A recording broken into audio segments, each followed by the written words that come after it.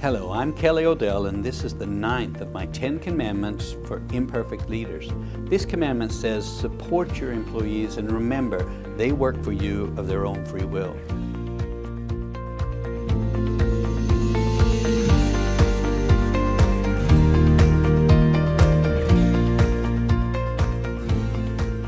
I might even go farther and say, your employees work where they work of their own free will. We make choices, we choose our work, we choose our education, and ultimately we choose you as our manager, or not.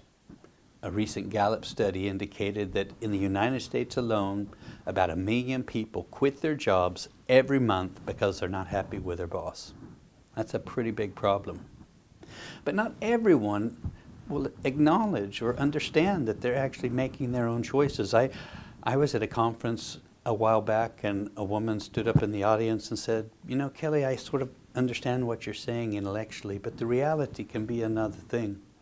She said, I work in a little town in a rural area in Sweden, and there really just aren't a lot of jobs for someone like me in that area.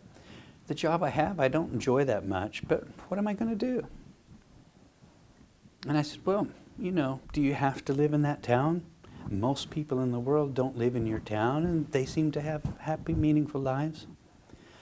She explained that her husband had a senior management position in the one big company in that town. Well, I said, do you have to work in the same town with your husband?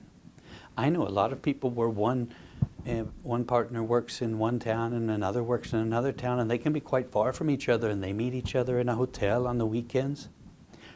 I mean, there's a lot of ways to have a relationship, and who am I to say how you should have your relationship?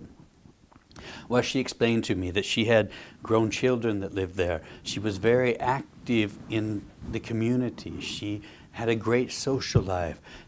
She enjoyed the outdoors that was afforded to her because she lived there. And she went on and on about what a great place this was to live and why she wanted to live there. And I said, you know what, it sounds like you've done a balance sheet over your life.